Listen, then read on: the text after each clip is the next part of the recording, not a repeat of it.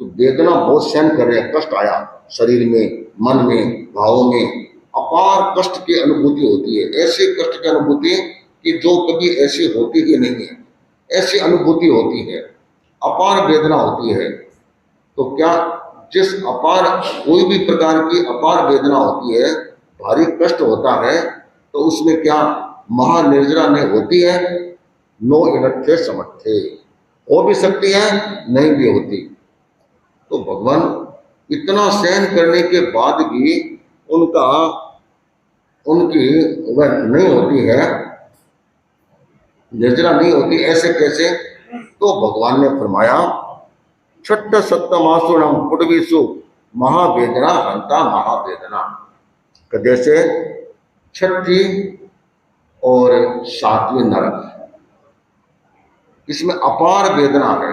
वेदना की दृष्टि से देखें, इनसे उत्कृष्ट वेदना कहीं भी जीवों को नहीं होती। छठी नरक में और सातवीं नरक में अपार वेदना, जिसको अपन कहते हैं महावेदना, इतनी वेदना है, किंतु वहां के जीवों की महानिर्जरा नहीं है। वेदना तो अपार है, निर्जरा लगभग है ही नहीं, ये समझो। तो भगवान ये कैसे? कि देखो, दो प्रकार की निर्जरा होती है। जनरली अपन क्या बोलते हैं? सकाम निर्जरा और अकाम निर्जरा। यहाँ सकाम अकाम से कोई मतलब नहीं है। यहाँ होती है प्रशस्त निर्जरा और अप्रशस्त निर्जरा, ये दो प्रकार की निर्जरा होती है। अब होता क्या है? कर्म का बंधन दो प्रकार से होता है, गाढ़ीकृत और शिथिलीकृत। एक तो बहुत गहरा आत्म प्रदेशों के साथ कर्मों का इतना गहरा बंध होता है, उसको तो हम कहते हैं गाढ़ीकृत। एक कर्मों का बंध तो जबरदस्त है, कर्म भी जबरदस्त है, पर ढीले ढाले हैं। जैसे अपन कोई रस्सी के गांठ लग जाती तो कहता ना, कभी आप गुड़गांठ लाग गई, क्या बोलता? गुड़गांठ लाग गई।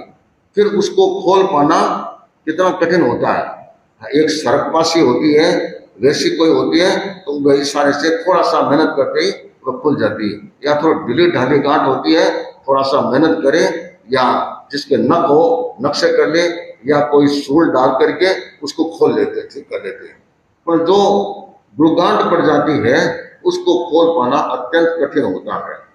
तो ऐसे ही जिसके गाढ़ कर्म बंध होता है, उसको तोड़ना बड़ा कठिन होता है।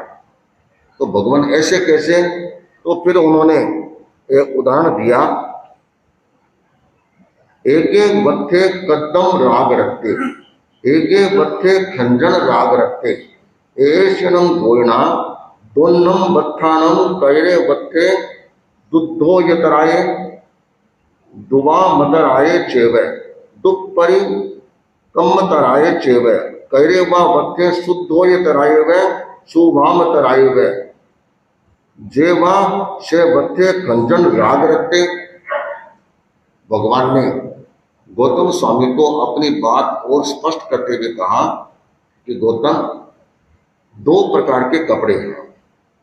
पहला वह है जो करदम राग से रंगा हुआ है, और दूसरा है खंजन राग से रंगा हुआ है। दो प्रकार के कपड़े हैं। तो बताओ, इन दोनों प्रकार के कपड़ों में कौन सा कपड़ा आसानी से धुल जाता है और कौन सा कपड़ा आसानी से नहीं धुलता है? ये तुम बताओ कि कौन सा कैसा होता है। तो भगवान, जो करदम राग से रंगा हुआ होता है, वह बहुत मुश्किल से, उसके धब्बे बहुत मुश्किल से निकलते हैं, निकलते भी हैं तो भी उसके दाग लंबे टाइम तक बने रहते हैं। और खंजन राग से होता है, वह मामूली सी मेहनत से वह साफ हो जाता है और उसके धब्बे भी निकल जाते हैं, और पता भी नहीं चलता है कि पहले ये कभी गंदा हुआ था या इस पर कभी धब्बे लगे थे। तो भगवान ने कहा बस यही चीज है, महावेदना है। महावेदना होने के बावजूद भी वह कपड़ा कौन सा है? वह करदम राग। करदम राग का मतलब क्या होता है? ऐसा कीचड़, महाकाला। जैसे रोड पर कई जगह होता है जहां से ट्रकें निकलती है, चक्के ऊपर से निकलते हैं, या जहां पर तेल थोड़ा गिरता रहता है।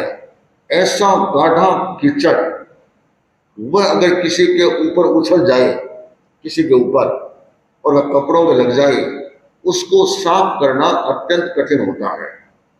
हम एक बार ये बुरहानपुर से इंदौर की तरफ आ रहे थे, तो बीच में एक गांव आया, छोटा सा गांव था इधर। तो एक हाईवे बीच में क्रॉस करता था, हम छोटी रोड से उस हाईवे को क्रॉस करने वाले थे। वहां सड़क बहुत फूटी हुई थी और वहां से पानी लीकेज हो रहा था कहीं से, तो पूरी रोड पर पानी पानी था, लंबे समय से पड़ा होगा। तो वहां से ट्रकें ट्रकें तेल वेल सब निकलते थे। तो ट्रकें निकलती थी तो तेज गति से निकलती है, तो कीचड़ उछालती है। सोचा रे ये कीचड़ तो खतरनाक है, ये अगर कपड़ों के लग गया, ये भी आपने कपड़ा धोड़ा है, किसी कलर का हो दागा तो दागो मंडी जा, धोले पर वो ज्यादा होता है, कैसे निकले? देखा ट्रकें कैसे निकल रही, इधर निकले, इधर छीनते जा रहे हैं, अपने इधर आ जाओ, इधर से निकले। कुछ युवक और युवतियां वे कोई मस्ती में जा रहे थे, बातें करते करते, कोई मोबाइल पर बात कर रहा था, कोई कुछ कर रहा था, वे अपने मुंह में निकले। एक कोई छोटा ट्रक वाला निकला, ऐसा कीचड़ उछाला कि नीचे से ऊपर तक पूरा उनका रंग गया, और पीछे से उन्होंने गाड़ियां भी निकाली, और उस चलाने वाले को क्या फर्क पड़ता है, बता के निकल गया, सारे कपड़े गंदे हो गए। तो वे भी पैदल ही चल रहे थे, हम भी पैदल चल रहे थे। 1 किलोमीटर तक हमारा रास्ता कॉमन था, तो वे पूरे रास्ते उस ट्रक वाले को गाड़ियां निकालते जा रहे थे। तो सोचा ये करदम राग है, ये इनका दाग उतरना बहुत कठिन है। ठीक, आजकल तो बहुत सारे केमिकल आ गए बोतलों में, आला फाला कर रखे के आगे, तो उससे थोड़ा लगा देते हैं, तो फिर भी एक साथ उतरता नहीं है, उसको बहुत मेहनत करनी पड़ती है तब जाकर के उतरता है। तो इतनी कोशिश, तो महावेदना होती है, किंतु वह इतना गाढ़ है, गर्म इतने गाढ़ है कि वे जल्दी से, वह करदम जैसे कीचड़ का रंग छूटता नहीं है, वैसे उसका नहीं छूटता है।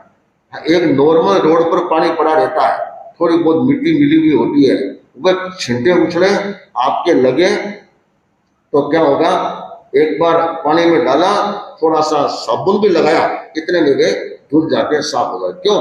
कि वे शिथिलीकृत है, शिथिलीकृत होते हैं तो वे जल्दी विनष्ट हो जाते हैं। वैसे 2 तरह के बताए, एक तरह का और बताया गया है, वह होता है एकदम सामान्य स्तर पर बंधा हुआ। उसके उदाहरण क्या देते हैं, अपन थली प्रदेश में बालू रेत होती है, बालू रेत में को गीला कपड़ा गिर भी गया तो एक बार पूरी मिट्टी पकड़ लेगा, उसको सुखा दो, सुखाने के बाद एक झटका मारो, इतने में क्या होगा, निकल जाएगा।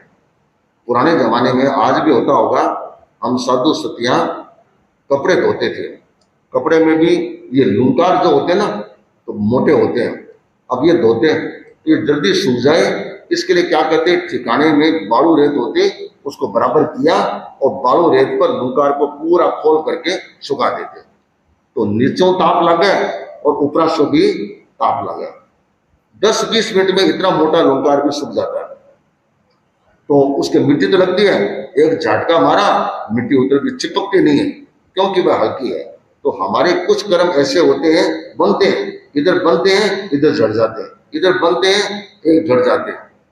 जी हाँ, कोई जगह थे आचार्य के प्रवचन सुन जाओ, गांव में कोई मिट्टी होती है, वहां बैठते हैं, तो कहीं को बैठ कर झटको बैठ के झटका, उसके साथ एक कचरा निकल जाता है।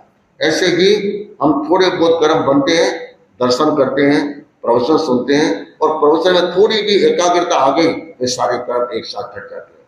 तो ये क्रम चलता रहता है।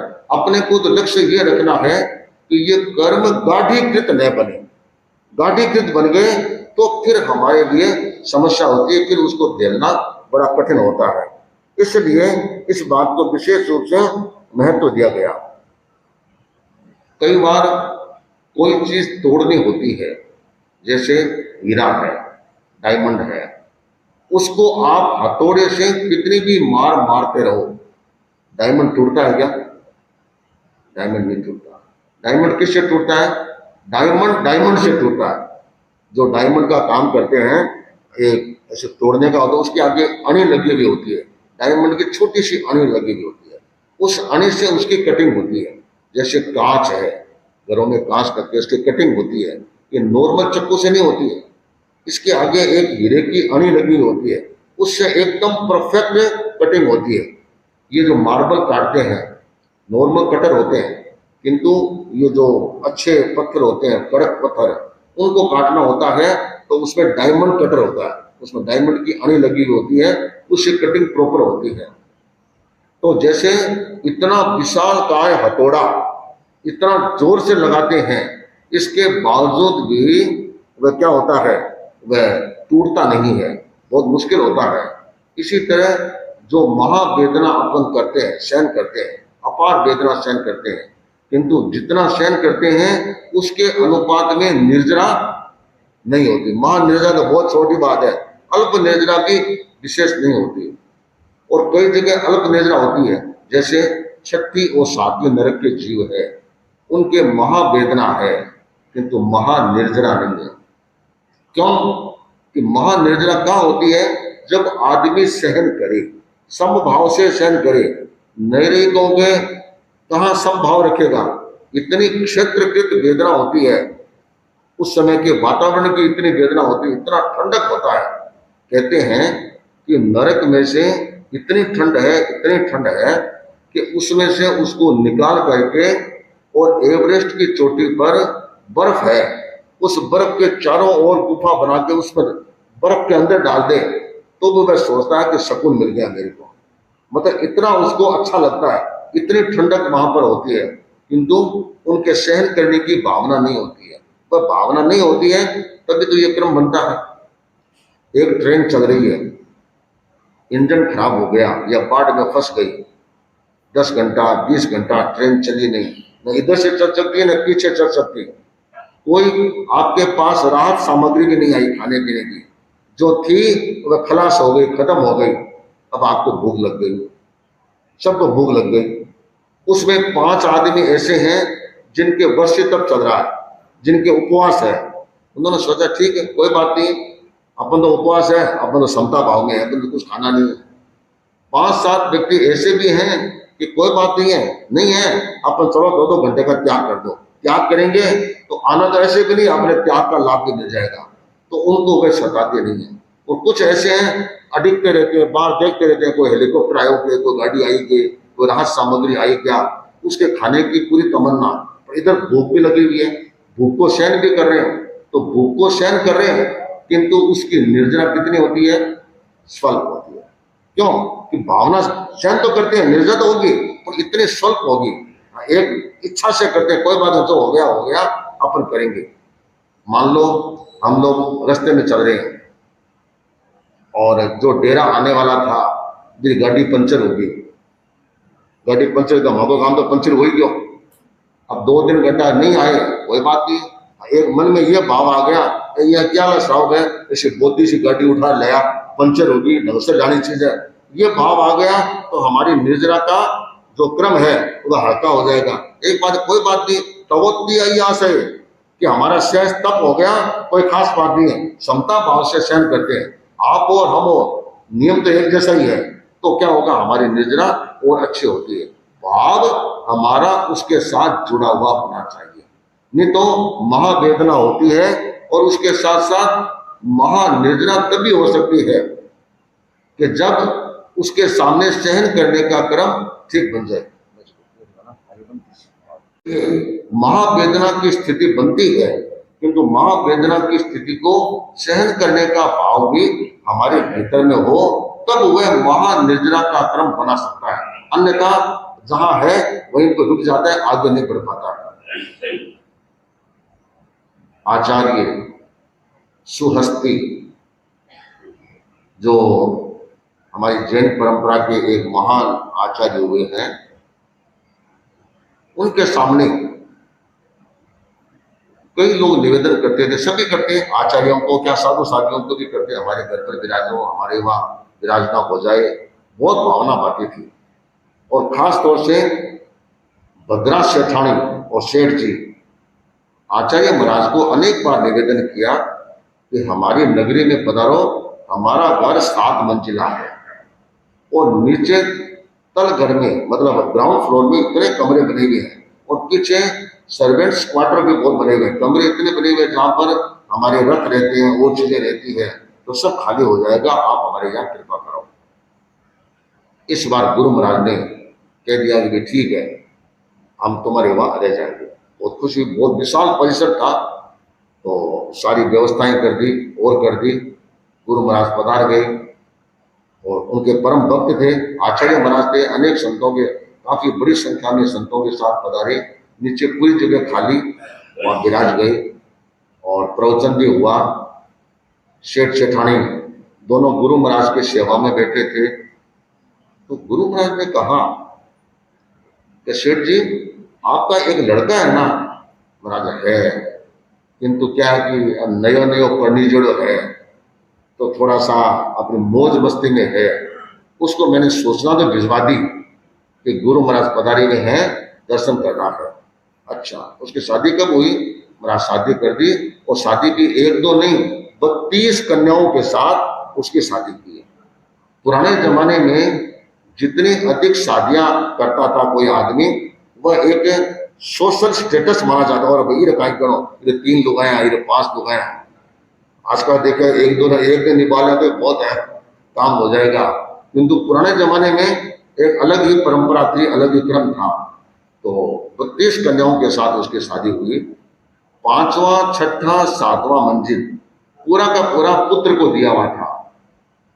तो शादी होने के बाद कब सूर्य उदय होता है, कब सूर्य अस्त होता है, पता ही नहीं चलता। इतने मौज मस्ती के साथ वह अयवंती सुकुमार वहां पर रह रहा है। खूब अच्छे ढंग से। अब यह सुकुमार जब जन्म हुआ, लंबी प्रतीक्षा के बाद जन्म हुआ, तो बड़ा सुंदर, बड़ा स्वस्थ, और शरीर इतना सुकुमार कि कोई हिस्सा थोड़ा सा दबा दे, इतने में लाल सुर्ख हो जाए। इतना सुंदर, इतना गोरा, इतना सुकुमार था, इसलिए उसका नाम दे दिया अयवंती सुकुमार। जो गुलाब के फूल की तरह एकदम सुकुमार है, इस तरह का था। तो कहा कि महाराज, मैंने उनको कहा तो है, मैसेज भी भेज दिया। अब महाराज आजकल का छोरा है, जी हाँ से जी हाँ से लगा। आजकल का छोरा की समस्या हर युग में रही है, तो जैसे आएगा वैसे आ जाएगा। ठीक है, अभी साधु संत तो प्रेरणा दे सकते हैं, आना नहीं आना तो खींच खींच के तो ला नहीं सकते, पकड़ पकड़ के ला नहीं सकते, प्रेरणा ही दे सकते हैं। जितना उनके मन में भाव होगा उतना ही काम हो सकता है। कई बार घरों में भी जाते हैं, घरों में जाकर के भी प्रेरणा देते हैं। कई लोग सुनते भी हैं, कई लोग मानते भी हैं, और कई लोग आते भी हैं। और कई लोगों की जी में नहीं जसता है, था पड़ जा, महाराज आ गया तो बाथरूम में भी घुस जा, इस तरह के भी हो सकते हैं। और जगह से तो निकालने का प्रयास कर सकते हैं, बाथरूम तो निकालने का प्रयास कर भी हो सका, कितना टाइम लगे, कहीं था पड़ा, तो ऐसा हो सकता है। अब जिसके जैसी भावना होती है वैसा क्रम बन जाता है। शाम हो गया, प्रतिक्रमण हो गया, रात को जो भी चर्चा परिचर्चा चली, संत सब सो गए। सुबह गुरु महाराज 3 बजे उठ गए, उठ करके स्वाध्याय करने लगे।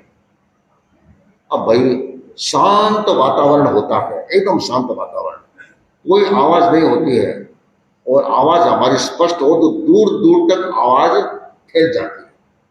जब हम लोग कच्छ में गए थे, वहां पर दालगनी ने फतेहगढ़ में चतुर्मास किया था, अभी भी आचार्य से पता रहते, तो वह रात को प्रवचन देते हैं तो कहते हैं कि 2-2 कोस दूर गांव में आवाज चली जाती है। ये तो उनकी आवाज बुलंद, और फिर गांव थोड़ा ऊंचाई पर होगा और कोई बीच में बाधा नहीं, इसे दूर दूर तक आवाज चली जाती थी। इस तरह से क्रम था। तो इसी तरह ये आवाज चिताना सुबह सुबह किया, एकदम वातावरण नीरव वातावरण, कोई आवाज नहीं। ये आवाज, मधुर मधुर आवाज 7वीं मंजिल तक पहुंची। अयवंती सुकुमार की नींद जगी, कानों में शब्द पड़े, अरे ये क्या बोल रहे हैं, क्या बोल रहे हैं, ये तो शब्द बहुत प्यारे लग रहे हैं, बहुत अच्छे लग रहे हैं। तत्काल उठा, उठ करके एक एक मंजिल नीचे आया, नीचे ग्राउंड फ्लोर में आया, और जहां गुरु महाराज चिताना कर रहे थे उसके पीछे दीवार थी, दीवार के पीछे आकर खड़ा हो गया कि गुरु महाराज क्या बोल रहे हैं। उस समय में गुरु महाराज जिस ग्रंथ का स्वाध्याय कर रहे थे उसमें पहले देवलोक में एक विमान है, नलिनी गुल्म विमान, उसका वर्णन चल रहा था कि नलिनी गुल्म विमान कितना बड़ा है, कैसा है। इसमें पूरे विमान में नीले रंग की आभा है, नीले रंग की, और इस तरह से यहाँ विमान है, इसमें इतने देवता है, इसका ये महल, पूरा जो वर्णन आता है वह पढ़ रहे, सुन रहे। इसने सोचा रे गुरु महाराज ये वर्णन पढ़ रहे हैं जिस चीज का, ये तो मेरे को पता है, मैंने कभी जाना हुआ है मेरे तो, पर मैंने कब जाना, कब सुना, कब देखा, कब समझा। इस चिंतन में वह अयमंती सुकुमार खो गया। इस खोने से तच्चित्ते तम मुत्ते तब पुरकारे तद जवसाणे, इतना गहराई में चला गया कि उस गहराई में जाते ही उनको पिछले जन्म का ज्ञान हो गया, जाति स्मृति ज्ञान हो गया। और ये मैं तो पूर्व जन्म में नलिनी गुल्म विमान देवता था, उसमें महर्तिक देवता था, विमान अधिपति था, वहां से चौ करके और मैं यहाँ पर अयवंती सुकुमार बना हूं। ओहो, गुरु महाराज तो उसी देवलोक का वर्णन सुन पड़ रहे हैं। इसका मतलब है ये गुरु महाराज भी वहीं से आए हैं और मैं भी वहीं से आया हूं। नहीं तो इनको जानकारी कहां से होती, किस तरह से होती। वह दीवार से आगे होकर के गुरु महाराज के पास आया, वंदना की। गुरु महाराज ने देखा, वे तो 10 पूर्वों के धारक थे, देखते कहा अयवंती, हाँ गुरुदेव, तो मैंने तो आपके कभी दर्शन नहीं किए, दर्शन करने की जरूरत नहीं, हम सब जानते हैं।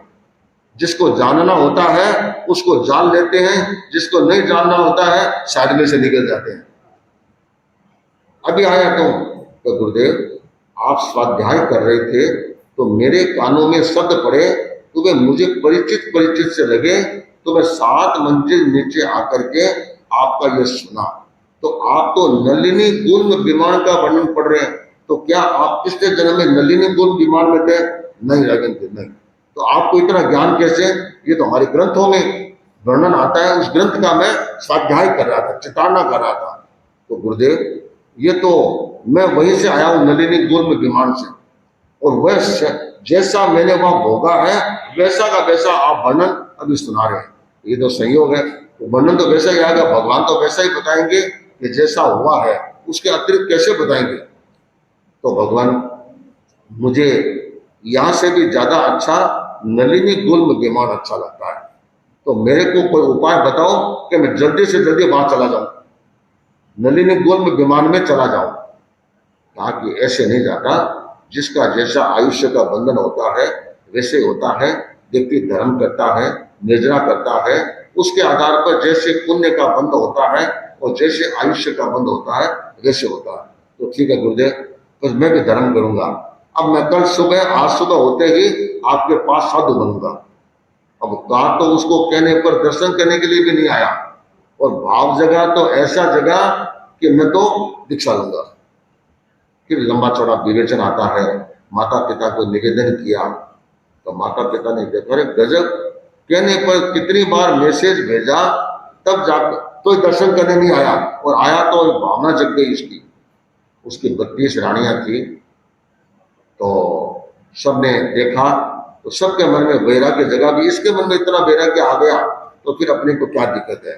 तो सेठानी उनमें से 32 की 32 रानियां, उनकी पत्नियां तैयार हो गई दीक्षा लेने के लिए कि हम भी साथ दीक्षा लेंगे। पर एक रानी को दीक्षित नहीं किया जा सका क्योंकि वह गर्भवती थी। उसको छोड़ करके 31 रानियां और माँ रुकी, माँ पिता रुके, बाकी सब के सब उनके साथ दीक्षित हो गए।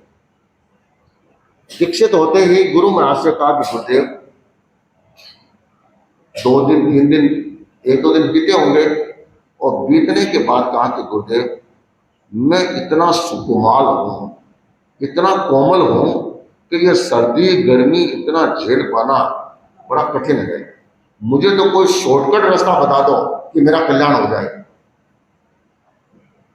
आचार्य महाराज ने कहा कि शॉर्टकट रास्ता ऐसे तो कोई होता नहीं, कठिन से कठिन साधना करनी हो, भिक्षु की महाप्रतिमा स्वीकार कर सकते। 12वीं प्रतिमा तुम डायरेक्ट स्वीकार, ऐसे तो नहीं होती है, क्रम से एक एक करनी होती है, किंतु मैं अपने अधिकार से तुमको विशेष अनुमति दे सकता हूं। क्योंकि विशेष अनुमति वही दे सकते हैं कि जो पूर्वों के ज्ञाता होते हैं। सुहस्ती 10 पूर्वों के ज्ञाता थे, इसलिए वे आगम पुरुष थे, वे अनुमति दे सकते हैं। भाई उन्होंने अनुमति दे दी तो सोचा रे अपन तो खेवा पार एक साथ ही करो, ये थोड़ा थोड़ा सहन करना ये क्या लफड़ा है। उनके तो कहा कि देख भयवंती, मन में कोई भी भौतिक कामना मत रखना। अगर भौतिक कामना रखी तो ये महावेदना भी अल्प निर्जरा वाली बन जाएगी, इस बात का ध्यान रखना। कैद गुरुदेव अब बोला तो यही, पर भीतर में भाव क्या था? वही था कि नलिनी गुल्म विमान मुझे वापस मिल जाए। इस चिंतन के साथ वहां से चला खुले पांव और ऐसी एरिया में गया कि जहां पर झाड़ियां ही झाड़ियां थी, कंटीली झाड़ियां, उनके बीच में से निकला, कांटे निकले हुए, कांटे चुभ रहे हैं, आर पार निकल रहे हैं, खून निकल रहा है जगह जगह से। क्योंकि कभी घर में भी बिना चप्पल के एक कदम नहीं चला, एक कदम नहीं चला। जो घर इतना सुंदर था, इतना चिकना आंगना था, कोई तकलीफ नहीं थी, फिर ये कंटकाकीर्ण मार्ग पर इस तरह से चला तो उसके मन में यह हो गया, आगे कभी झाड़ियां यहाँ लगती है, यहाँ कांटा लगता है, कभी यहाँ लगता है, चारों तरफ से लहूलुहान हो गया। जब गहरी झाड़ियों के बीच में चला गया, वहां जाकर के प्रतिमा संपन्न होकर के और वहां ध्यान में लीन हो गया। एक दिन की प्रतिमा स्वीकार कर ली। उस जंगल में एक सियालिनी, सियालिया होता ना, अपने 2-3 छोटे बच्चों के साथ उस जंगल में आई। उसको खून की गंध आई, जानवरों को आती है, उनको आई। सोचा कोई आया तो संतों को खड़े खड़े देखा, पूरे शरीर में से खून बह रहा था। तो आई, पहले तो डरी, फिर देखा ये कुछ हरकत नहीं करते, नजदीक आई, पहले जीभ से सारा खून चाटा, चाटने के बाद कुछ करते ही नहीं है। तो फिर उसने क्या किया, नीचे का मांस नोचा, नीचे का मांस के टुकड़े तोड़े, खुद भी खा लिया, उसके छोटे छोटे टुकड़े करके अपने बच्चों को भी खिला दिया। तो भी उसकी भूख शांत नहीं हुई। फिर यहाँ का मांस नोचा, फिर जंगा का मांस नोचा, तो नीचे का पूरा साफ कर दिया।